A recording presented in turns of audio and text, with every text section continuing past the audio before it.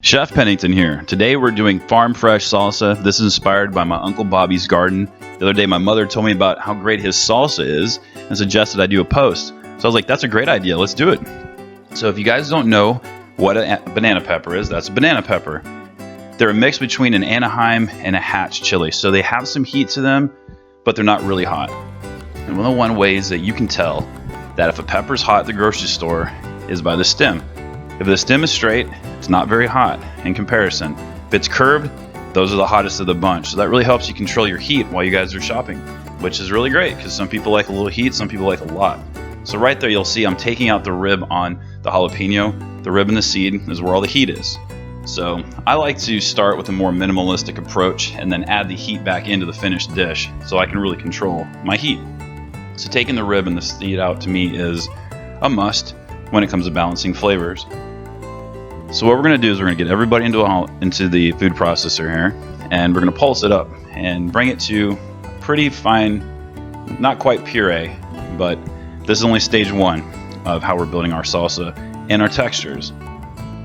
And we're going to do something really cool with our goodies in the food processor coming down the road that most people have never seen when it comes to doing salsa. Really cool coming up here shortly.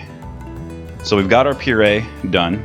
Now we're going to chop up and put into a bowl so we can create our fun textures. We eat with our mouth and our eyes, obviously. So we don't want, well, you can just puree it, no problem at all. Like lots of salsas are done this way. I like a little bit of texture, and it looks nicer too, in my opinion. So we're getting everybody chopped up. There's some cherry tomatoes. Cherry tomatoes are a really nice pop of like acid, and they're sweeter than regular tomatoes. You guys can use whatever tomatoes you like. That little tomato right there, they're called puree. And when I was at the store, I was really shopping what looked nice. And you guys already know this, but when you're at the store, you guys see something that looks good, you want to add it to your salsa, you pick it up. Like poblano would work really good in this dish. I mean, there's just all kinds of good stuff when it comes to salsa, which is what makes it fun. So here's a tip when it comes to garlic. Throw some chopped up garlic there. If you're peeling your garlic and you're about to put it in your food and you notice there's a little bit of green in there, you don't want to use it. It's going to be bitter and it's going to destroy your dish. So keep your eye out for that. No green. You can cut it away, but if there's a little bit of green on any of your bulbs there, then there's a good chance that it's just under-ripened. So we're going with 2 jalapenos and 2 banana peppers. We've got one in the puree and we've got one chopped up. So we're really reinforcing flavors. We're just creating different textures at this point.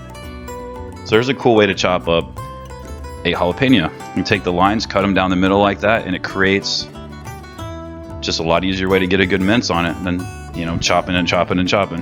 You can see right there, it took no time at all.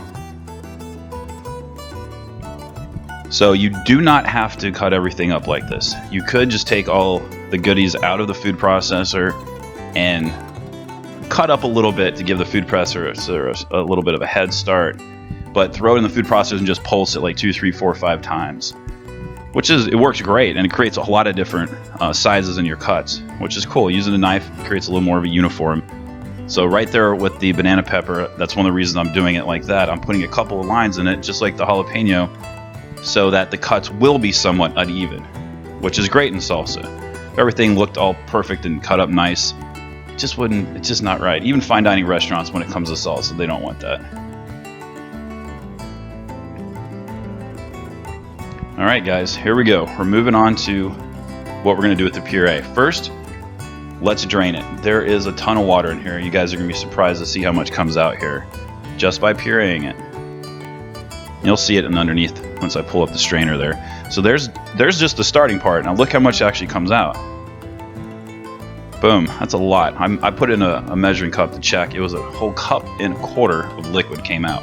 I tasted it, wasn't bad at all. Here's what we're gonna do. We're gonna cook some of our puree. My buddy Dale came to a party at my house one day and brought over salsa because that was his thing to bring. Everyone was like, "What in the world did you do this salsa? It's so good. We're in Texas. We live by salsa." And it turned out he cooked it. So we were just like, "No kidding." So it does intensify flavors. It brings the natural sweetness out. There's a lot of goodness going on there. Plus, we're mixing it with non-cooked fresh. So there's a lot of flavor going on here, a lot of party in your mouth to be. So you guys might try that. You don't have to, but it's pretty cool. You could just cook all of it that way and chill it up and set it up in the refrigerator. So let's bring everybody together.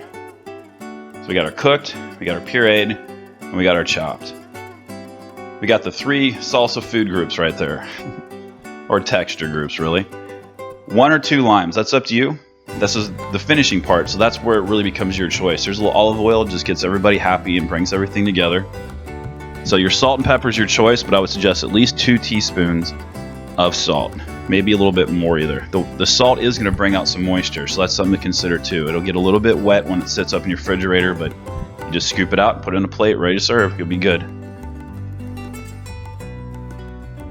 So let's plate it up. Something to think about when you're plating is the colors in your food to the plates that you're plating with. It kind of makes stuff look better, so that's something to consider too. Garnish with a little cilantro. You could add that into the dish itself, no problem. And here's something cool we're really proud to announce. We're now partners with Home Chef. Full everything you need to cook, brought to your house, your front door, totally ready to go. Please subscribe, join us on social media, and you guys have a great one. Take care.